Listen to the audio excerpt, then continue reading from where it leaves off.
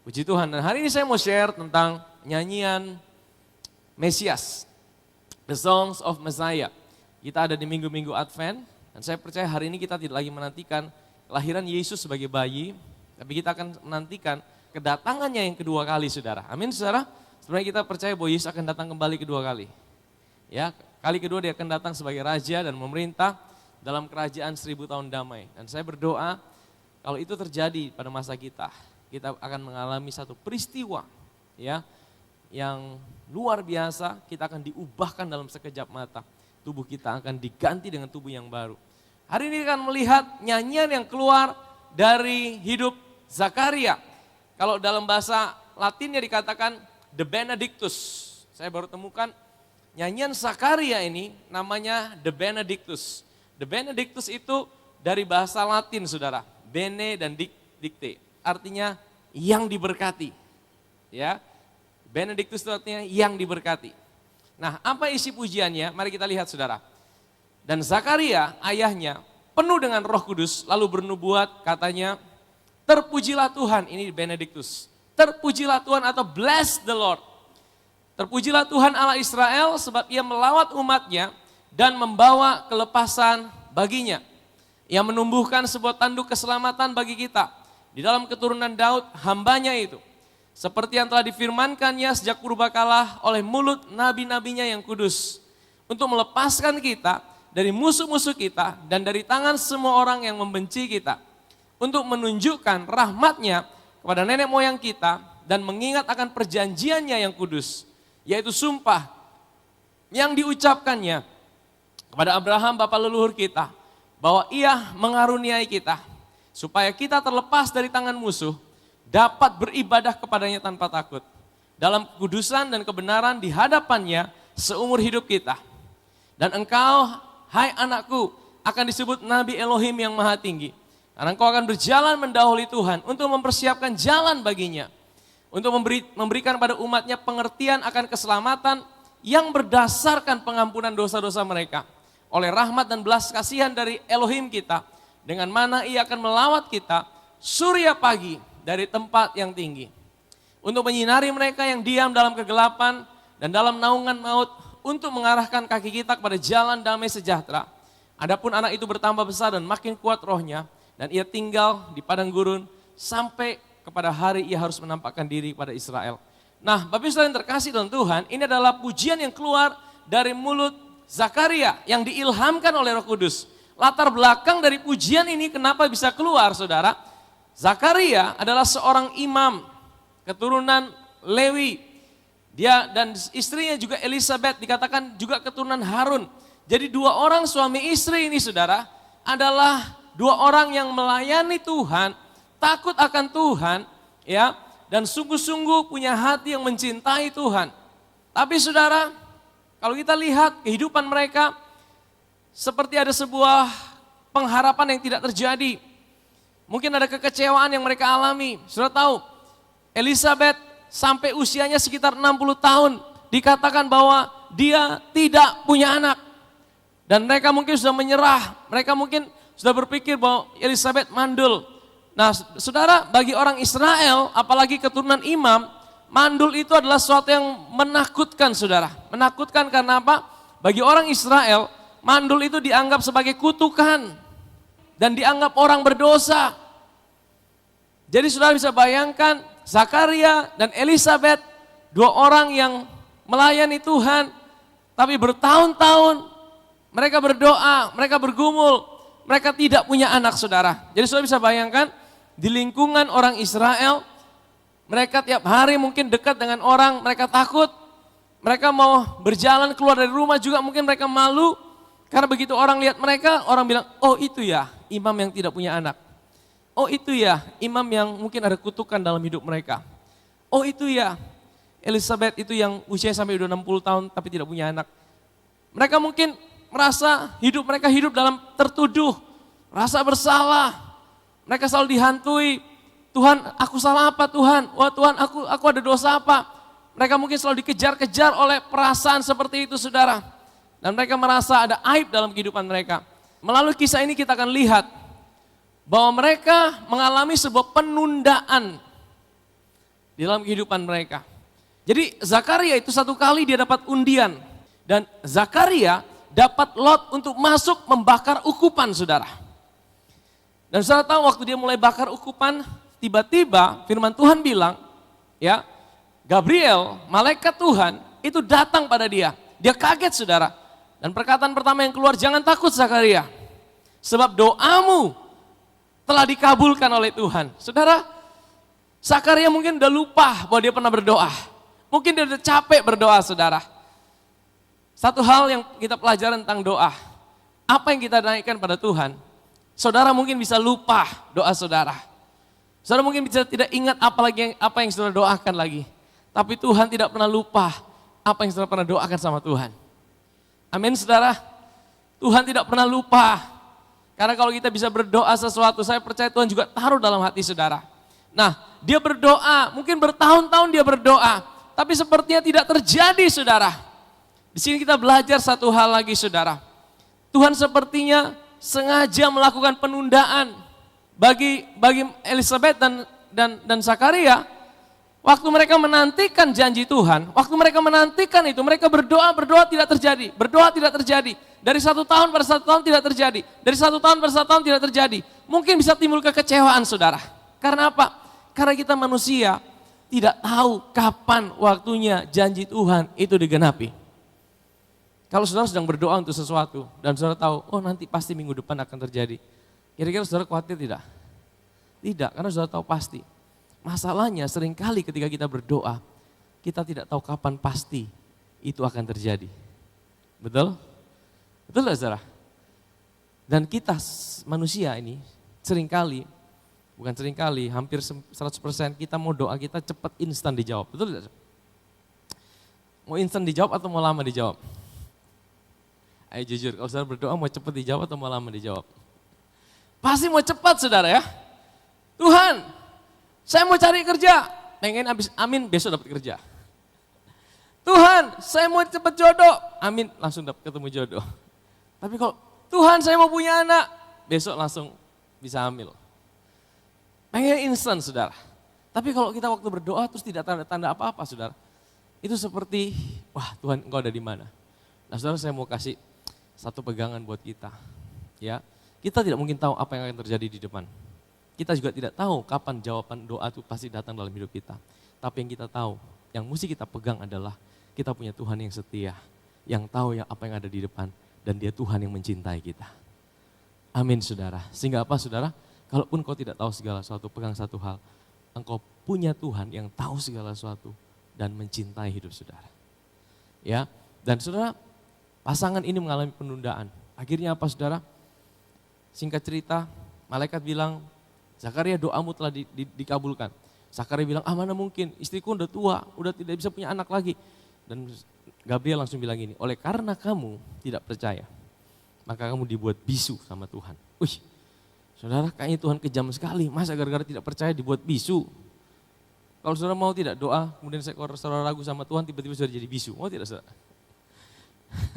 Saudara, kayaknya Tuhan kok jahat sih. Kenapa Tuhan buat Zakaria jadi bisu? Oh, saya renungkan ini, saudara. Waktu kita tidak tahu sesuatu, lebih baik kita diam daripada kita memperkatakan sesuatu yang negatif tentang situasi kita. Betul? Waktu kita tidak bisa memperkatakan sesuatu yang baik tentang hidup kita, tentang masa depan kita. Mungkin engkau masih ragu tentang situasimu. Engkau mungkin belum bisa memperkatakan sesuatu yang baik, lebih baik engkau diam daripada engkau memperkatakan sesuatu yang buruk. Karena apa yang kau perkatakan itu seperti sebuah benih yang sedang kau tabur. Lebih baik diam sampai engkau bisa memperkatakan sesuatu yang baik dalam kehidupanmu. Amin, saudara. Waktu dia keluar, orang-orang bingung, ini kok imamnya bisu. Biasanya imam waktu keluar dari bait suci, dia langsung memperkatakan berkat. Tapi kok kali ini imamnya bisu, imamnya tidak bisa memperkatakan berkat. Soalnya ini sesuatu yang menarik, kitab Lukas dimulai dari seorang imam yang bisu, yang tidak bisa memperkatakan berkat. Tapi di akhir daripada kitab itu dikatakan ada seorang imam yang terangkat ke sorga. Dan imam itu memberkati orang Israel. Siapa imam itu, saudara? Yang terangkat naik ke sorga? Yesus. Dia imam besar kita. Amin, saudara. Nah, Singkat cerita akhirnya apa saudara? Elizabeth istrinya hamil dan 9 bulan kemudian terjadilah peristiwa ini. Setelah kelahiran, mereka mau kasih nama anak itu, mereka rame-rame bilang kasih nama Zakaria seperti nama ayahnya. Akhirnya Zakaria tulis, karena dia belum bisa bicara. Begitu dia tulis namanya Yohanes, mulutnya saat itu juga terbuka saudara. Dia langsung bisa bicara. Dan perkataan pertama yang keluar dari mulut daripada Zakaria ini saudara. Dan Zakaria ayahnya penuh dengan Roh Kudus. Nah saudara kalau sudah lihat kata penuh dengan Roh Kudus, ini bukan berarti Zakaria itu lahir baru. Harus bisa bedakan, kelahiran baru hanya bisa terjadi oleh darah Yesus. Dan pada waktu itu darah Yesus belum tercurah. Sehingga tidak ada seorang pun lahir baru. Ya, termasuk Zakaria, termasuk Yohanes Pembaptis.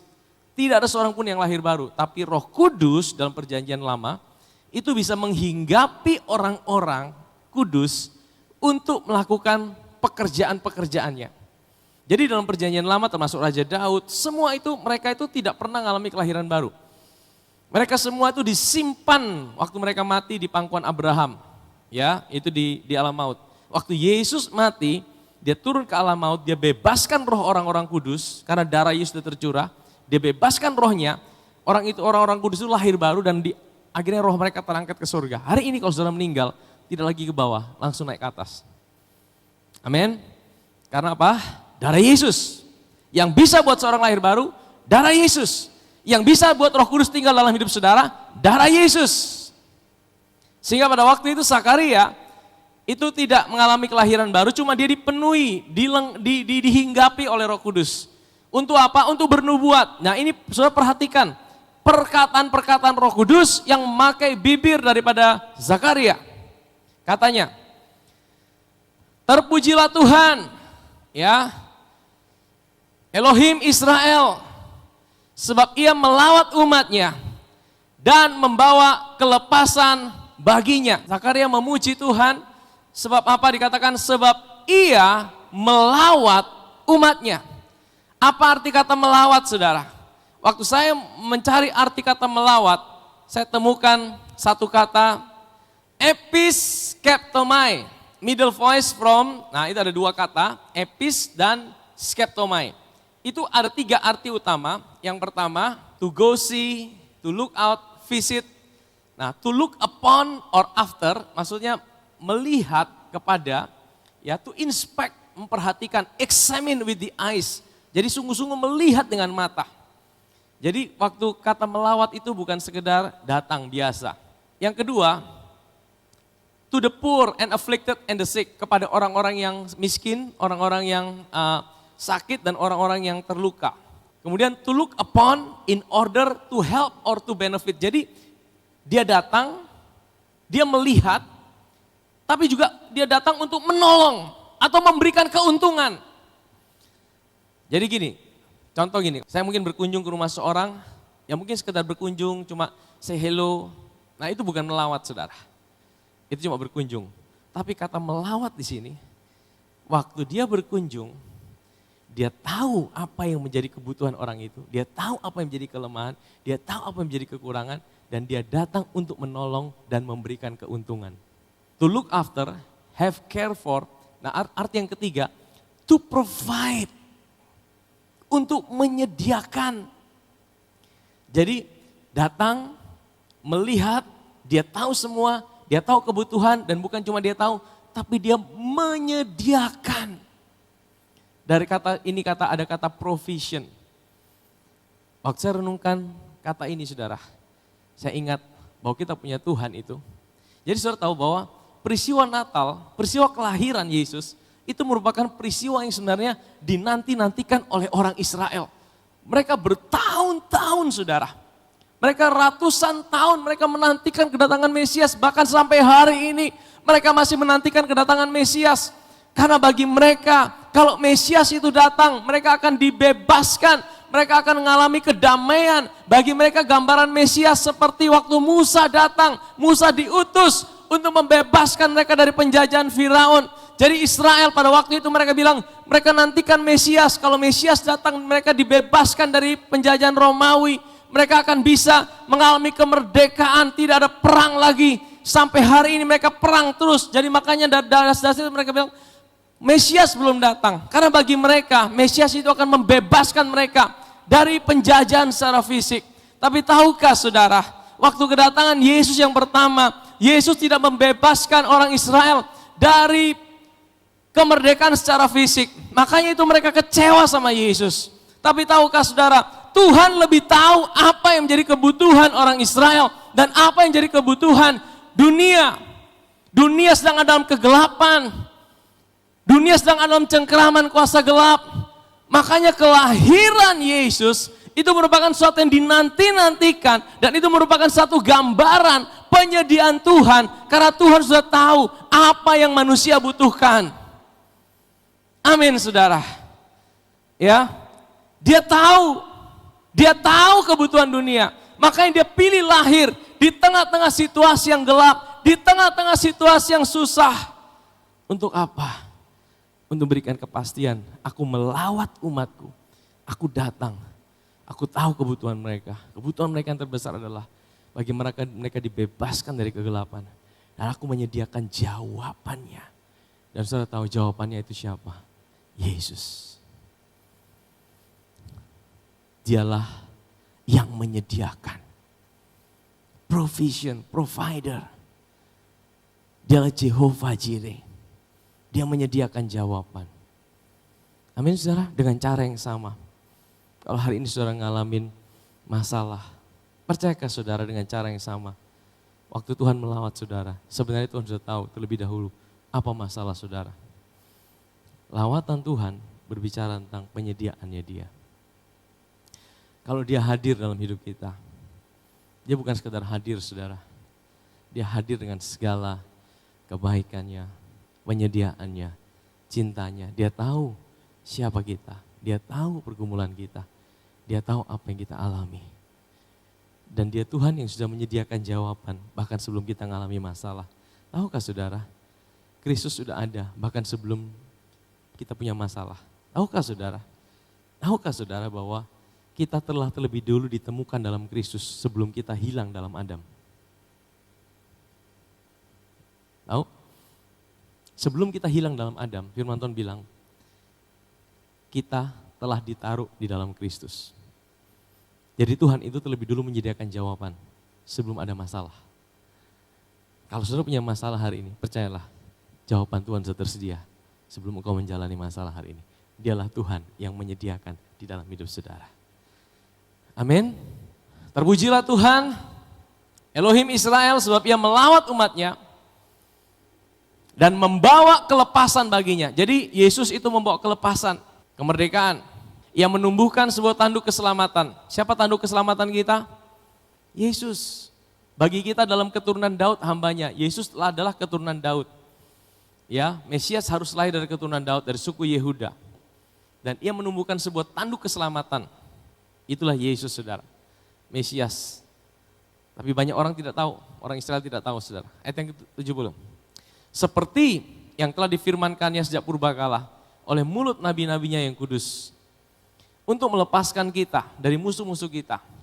Dan dari tangan semua orang yang membenci kita. Jadi ini ada dua aplikasi, buat orang Israel sendiri mereka menantikan. Mereka akan dibebaskan dari penjajahan. Memang nanti pada waktu kerajaan 1000 tahun dimulai, ya itu akan terjadi peperangan besar. Dan Israel akan diselamatkan saudara. Israel akan diselamatkan, antikris akan dikalahkan. Itu akan terjadi. Tapi itu nanti saudara, akan datang. Tapi yang sudah terjadi hari ini, kedatangan Kristus yang pertama kali, itu membebaskan kita dari musuh-musuh kita. Siapa musuh kita saudara? Musuh kita itu bukan tetangga kita. Musuh kita itu bukan orang-orang yang ada di sekeliling kita. Musuh kita itu siapa saudara? Iblis dan penguasa di udara. Dan dia bisa pakai orang-orang, dia bisa pakai situasi, dia bisa pakai keadaan. Dan orang-orang yang dipakai mungkin bisa buat saudara menjadi lemah, buat saudara menjadi meragukan Tuhan dalam hidup saudara. Tapi bukan mereka musuh kita adalah iblis dan penguasa di udara. Tapi firman Tuhan berkata, dengan kematiannya di atas kayu salib, Dia telah melucuti semua musuh-musuh kita. Iblis sebenarnya tidak punya kuasa atas hidup saudara. Sampai saudara mempercayai dia. Dengan cara apa? saudara memilih mempercayai situasi saudara lebih kepada apa yang Tuhan katakan dalam hidup saudara. Amin. Dia tidak punya kuasa atas hidup saudara kalau saudara tidak biarkan celah itu. Celah itu apa? Saudara mempercayai kebohongannya. Dia tidak punya kuasa karena apa? Roh yang ada dalam hidup saudara lebih besar daripada setiap roh yang ada di dunia ini. Amin saudara. Yang buat itu siapa? Bukan kita. Kematian Kristus di atas kayu salib. Juru selamat itu, dialah Tuhan itu yang mati dan berikan kita kemenangan atas semua musuh-musuh kita. Dia melepaskan kita dari musuh-musuh kita dan dari tangan semua orang yang membenci kita. Untuk menunjukkan apa? Rahmatnya kepada nenek moyang kita dan mengingat akan perjanjiannya yang kudus. Ya, untuk menunjukkan rahmatnya kepada nenek moyang kita. Sebenarnya kedatangan Yesus sebagai manusia itu untuk menggenapi janji Tuhan kepada siapa saudara? Nenek moyang kita ini menunjuk pada siapa?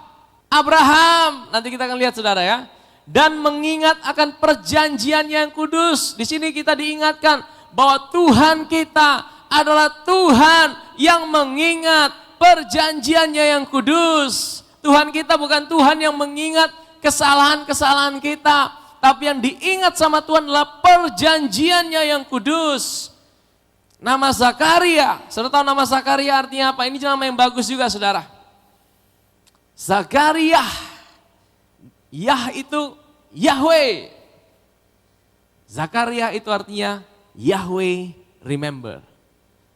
Tuhan itu ingat. Yang dia ingat adalah, yang pertama adalah perjanjian. Tahukah saudara, kehidupan kekristenan, kehidupan kita itu dibangun di atas dasar perjanjian demi perjanjian. Kita bukan dibangun di atas dasar sekedar hubungan biasa. Kita bisa punya hubungan dengan Tuhan didasarkan ada sebuah perjanjian yang dibuat. Dasar teologi kita itu dimulai dari sebuah perjanjian yang Tuhan buat. Tuhan kita adalah Tuhan perjanjian. Makanya nama Yahweh itu artinya covenant keeping God. Tuhan yang buat, yang jaga perjanjian. Covenant. Bukan sekedar perjanjian biasa. Covenant keeping itu perjanjian yang dimeteraikan dengan darah. Ya, dia akan mengingat perjanjian yang kudus. Kepada siapa? Ayat 73. Yaitu sumpah yang diucapkannya kepada Abraham, bapa leluhur kita. Jadi yang diingat sama Tuhan itu perjanjian kepada siapa? Ini Roh Kudus loh yang ngomong kepada Zakaria dan jadi pujian. Bahwa Tuhan itu mengingat perjanjian yang kudus, yang dibuat waktu dia bersumpah kepada siapa? Abraham. Kenapa bukan perjanjian yang diingat waktu dia buat perjanjian di Gunung Sinai dengan Musa? Padahal perjanjian dengan Musa itu yang dipegang oleh orang Israel, dipegang mati.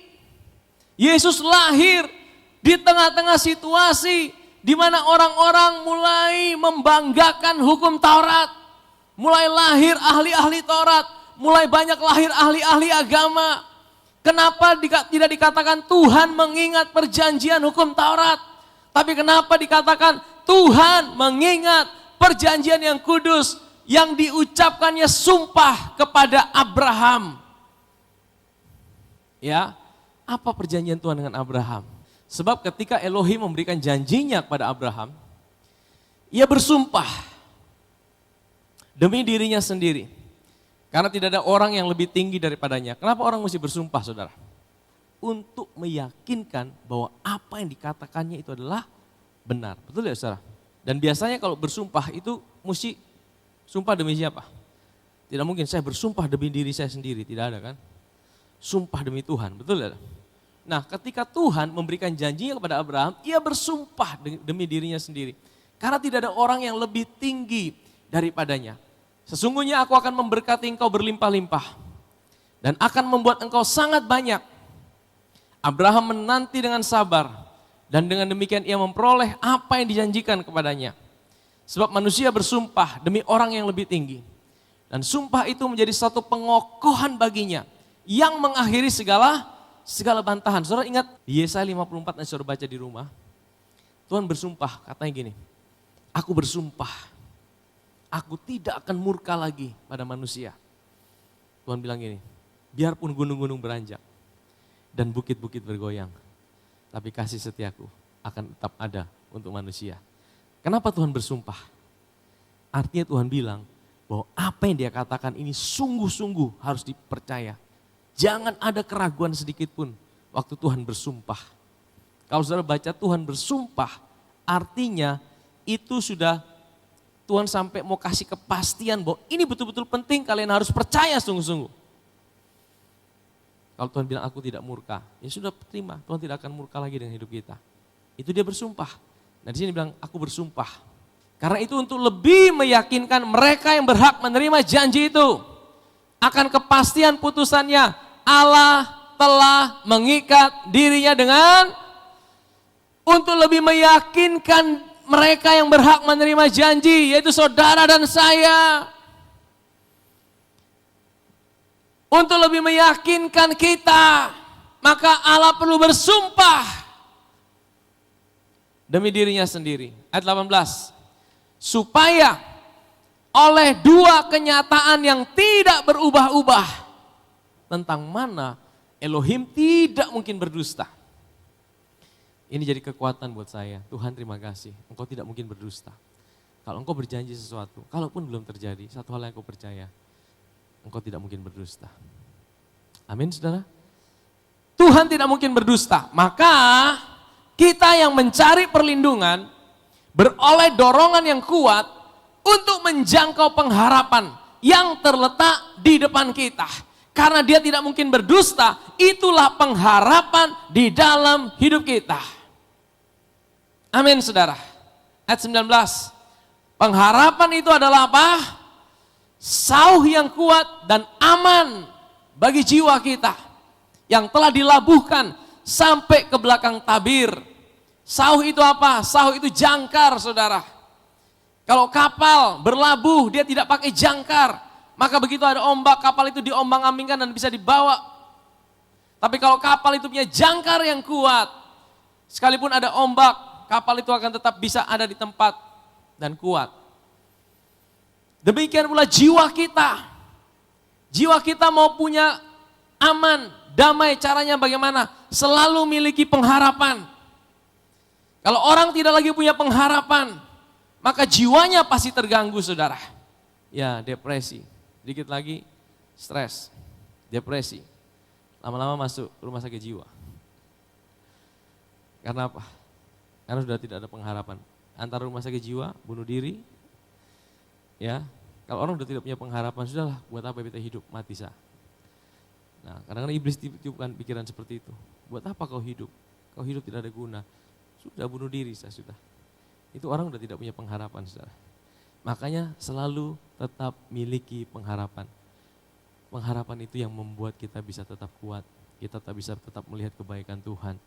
Bahkan di tengah-tengah situasi yang sulit. Dan pengharapan itu bukan pengharapan, oh aku lihat moga-moga. Pengharapan kita ada pengharapan yang pasti. Karena apa? Karena apa yang Yesus sudah bayar buat hidup saudara dan saya. Firman Tuhan katakan pengharapan kita telah dilabuhkan seperti sauh. Yang dilabuhkan sampai ke belakang tabir. Apa yang ada di belakang tabir? Apa maksudnya dilabuhkan ke belakang tabir? Ayat berikutnya dikatakan apa? Ayat yang ke-20. Di mana Yesus telah masuk sebagai perintis bagi kita. Ketika ia menurut peraturan Melkisedek menjadi imam besar sampai, artinya gini saudara, hari ini saudara punya kepastian, saudara punya imam besar yang ada buat saudara untuk selama-lamanya. Arti imam besar apa? Kita punya orang dalam yang berdiri bagi kita di sorga. Kita punya orang yang ada buat kita hari ini, yaitu pribadinya sendiri. Dia tinggal bersama kita. Amin saudara, itu pengharapan kita. Itu pengharapan saudara dan saya waktu kita menjalani kehidupan di bumi ini. Amin, jangan pernah lepaskan pengharapan itu. Kalaupun banyak hal tidak terjadi dalam hidup saudara, satu hal yang mesti saudara pegang adalah tetap miliki pengharapan bahwa aku punya imam besar, aku punya Tuhan yang selalu ada buat hidupku. Amin saudara, sehingga engkau tetap bisa bangkit, engkau tetap bisa berjalan, engkau tetap bisa melihat pengharapan, engkau tetap bisa melihat ada sesuatu yang baik di hidupmu, ada sesuatu yang baik bahkan di masa depanmu. Amin saudara, mungkin hari ini kau belum bisa melihat, tapi milikilah pengharapan itu. Tetap miliki pengharapan. Pengharapan itu yang menggerakkan saudara untuk saudara tetap bisa melangkah maju. Amin, saudara. Kemudian datanglah firman Tuhan kepada Abram, namanya waktu itu masih Abram, dalam satu penglihatan, jangan takut Abram, akulah perisaimu, akulah upahmu yang besar itu. Nah itu terjemahan aslinya seperti itu, saudara. Abram menjawab, ya Tuhan Allah, apakah yang akan kau berikan kepadaku? Karena aku akan meninggal dengan tidak punya anak, dan yang akan mewarisi rumahku ialah Eliezer orang Damsik itu. Jadi saudara, Abram ini bilang, Tuhan jangan PHP teruslah Tuhan. Umurku udah tua nih Tuhan. Tuhan masa PHP terus, ya kan? Kasih pengharapan palsu terus. Tuhan bilang, tidak Abram. Lagi kata Abram, engkau tidak berikan padaku keturunan, sehingga seorang hambaku nanti menjadi ahli warisku. Ayat yang keempat, tapi datanglah firman Tuhan kepadanya, demikian. Orang ini tidak akan jadi ahli warismu, melainkan anak kandungmu, dialah yang akan menjadi ahli warismu. Lalu Tuhan membawa Abram keluar serta berfirman, coba lihat ke langit Abram, hitunglah bintang-bintang itu. Jika engkau dapat menghitungnya, maka firman-Nya kepadanya, demikianlah banyaknya nanti keturunanmu. Saudara, keturunan Abram itu ada dua macam. Seperti pasir di laut dan seperti bintang di langit. Pasir di laut itu keturunan Abraham secara fisik. Ada keturunan Abraham secara fisik? Ada. Bangsa Arab, bangsa Israel itu keturunan Abraham secara fisik. Ya. Tapi saudara dan saya bukan keturunan Abraham secara fisik, kita adalah keturunan Abraham secara spirit. Makanya kita disebut keturunan Abraham. Kita ini bukan pasir di laut, kita adalah bintang di langit. Amin saudara. Kita adalah bintang-bintangnya Tuhan. Kita bintang di langit saudara. Nah ayat yang berikutnya, ayat yang ke-6. Lalu percayalah Abram kepada Tuhan. Maka Tuhan memperhitungkan hal itu kepadanya sebagai, di sini Abram dibenarkan. Di sini Abraham dijadikan orang benar. Bukan karena apa yang dia buat, tapi apa yang dia percaya. Waktu Abram percaya bahwa keturunanmu akan menjadi berkat. Dan keturunan itu kalau di Galatia dikatakan itu adalah Yesus. Dia melihat Yesus, bagaimana Yesus dikorbankan sehingga menjadi berkat. Dia percaya dari Yesus akan diberkati segala bangsa. Dan waktu dia percaya itulah saudara, di situ dia dijadikan orang benar.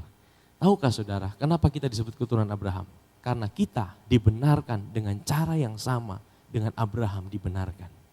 Roma 4 jelaskan itu. Abraham dibenarkan karena dia mempercayai apa yang Tuhan katakan tentang keturunannya. Kita juga dibenarkan karena kita mempercayai apa yang dikerjakan oleh keturunan Abraham di atas kayu salib 2000 tahun yang lalu. Amin saudara. Abraham mempercayai apa yang belum terjadi. Kita mempercayai apa yang sudah terjadi. Tapi dua-duanya yang dipercaya adalah sama. Seorang pribadi keturunan Abraham yang naik di atas kayu salib. Namanya siapa? Yesus Kristus Tuhan. Dengan cara itu saudara, saudara dan saya dijadikan orang benar. Lagi firman Tuhan kepadanya, akulah Tuhan yang bawa engkau keluar dari Ur Kasdim untuk memberikan negeri ini kepadamu menjadi milikmu. Kata Abram, ya Tuhan, dari mana aku tahu bahwa aku akan memilikinya? Abram mulai tanya lagi, minta bukti dong Tuhan. Kasih bukti dong Tuhan. Tuhan bilang ini, ambil bagiku seekor lembu betina, berumur 3 tahun, seekor kambing betina, berumur 3 tahun, seekor domba jantan, berumur 3 tahun, seekor burung tekukur dan seekor anak burung merpati. Diambilnya semua bagi Tuhan, dipotong 2, dimutilasi saudara. Lalu diletakkannya bagian-bagian itu, satu di bagian kiri, satu di bagian kanan, dijejer saudara. Sampai membentuk ada jalan di tengah. Dan saudara lihat itu daging-daging yang dipotong itu, darah di tengah-tengah saudara.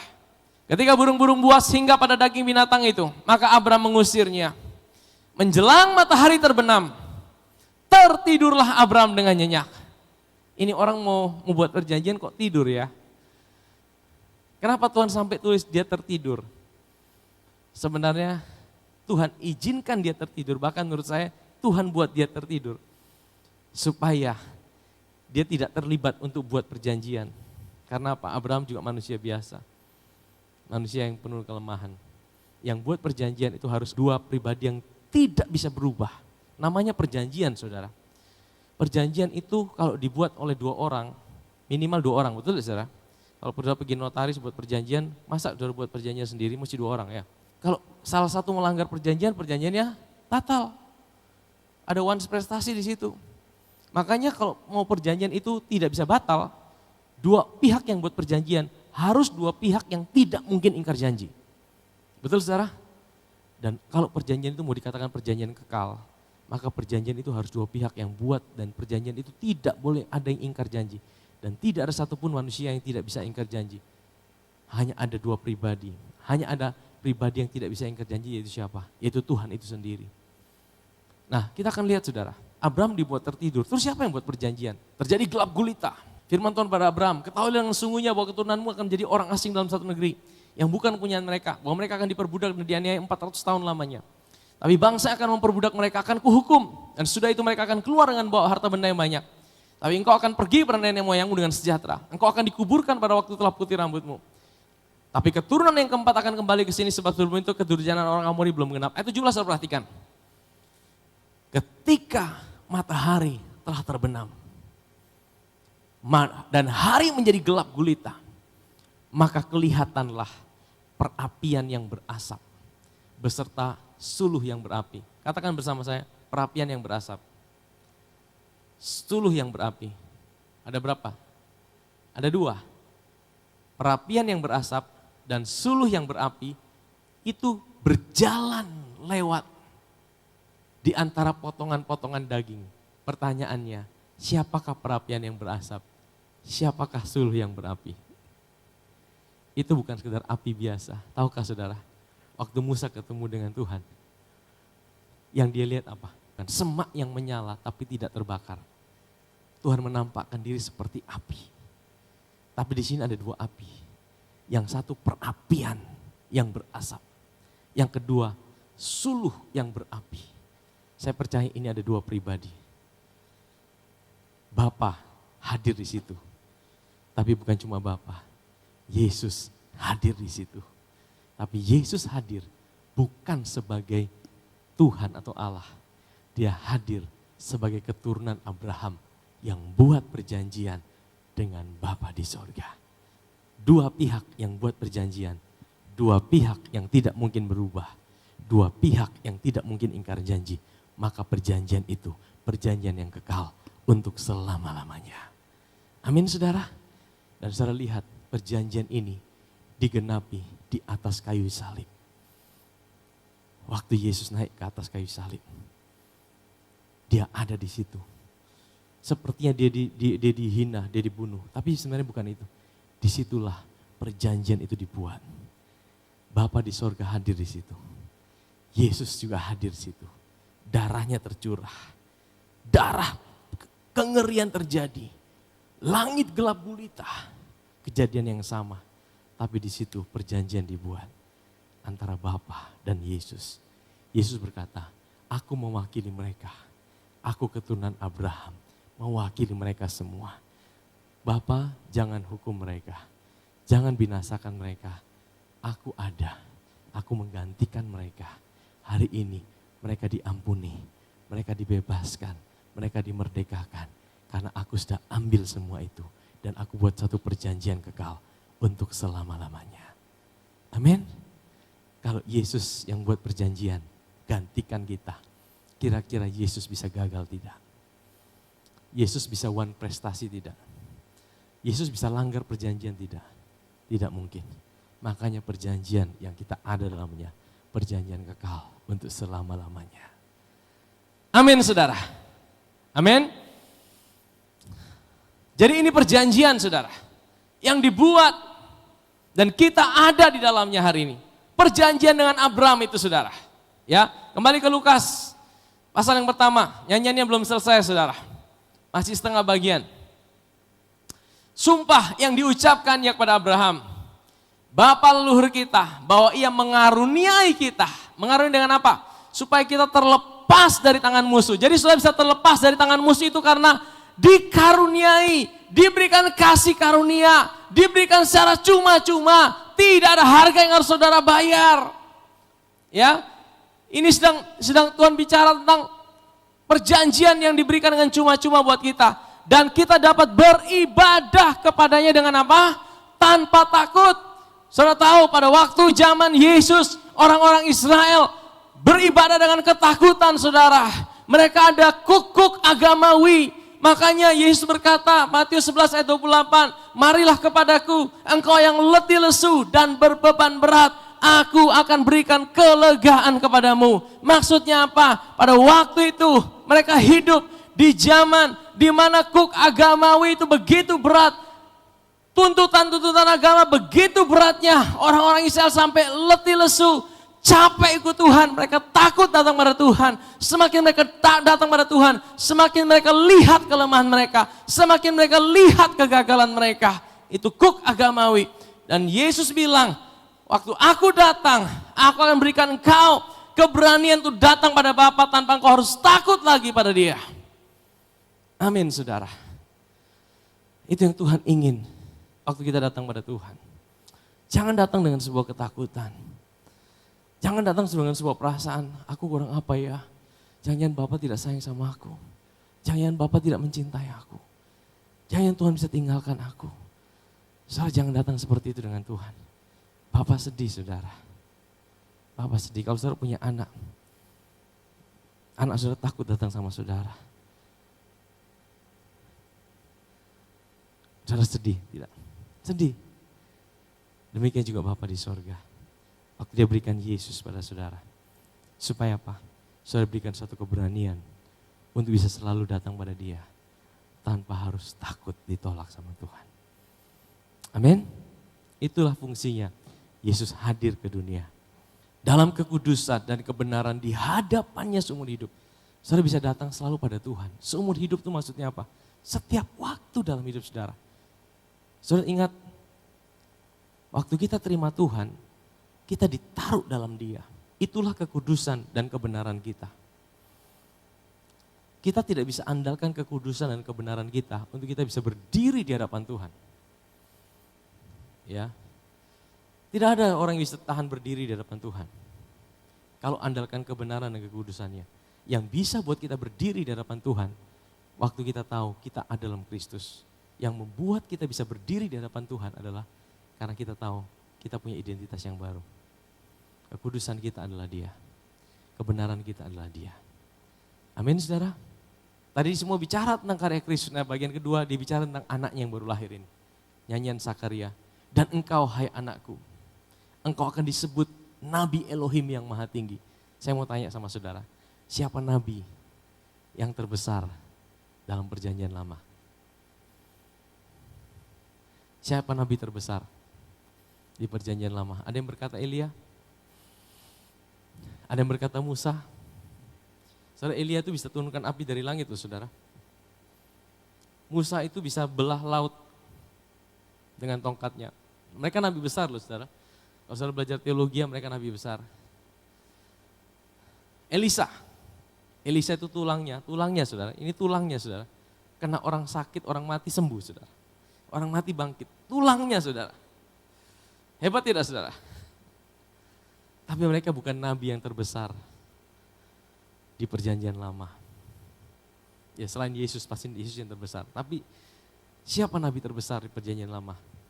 Yohanes Pembaptis. Loh, kalau bilang, Yohanes Pembaptis kan perjanjian baru. Dia nabi perjanjian lama. Karena perjanjian baru dimulai waktu Yesus mati. Perjanjian baru itu bukan dimulai waktu Yesus lahir. Perjanjian baru dimulai waktu perjanjian baru itu dibuat. Di mana? Dengan kematian Yesus, kebangkitan Yesus, itulah perjanjian baru. Jadi Yohanes Pembaptis itu masih perjanjian lama.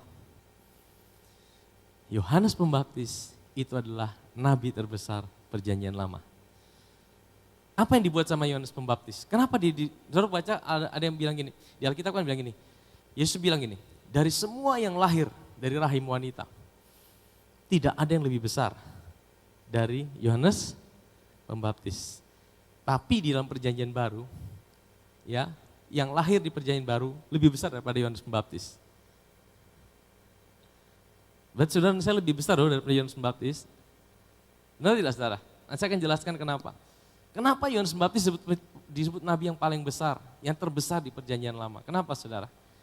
Dia tidak sembuhkan orang sakit, dia tidak bangkitkan orang mati, dia tidak belah laut merah, dia tidak turunkan api dari langit.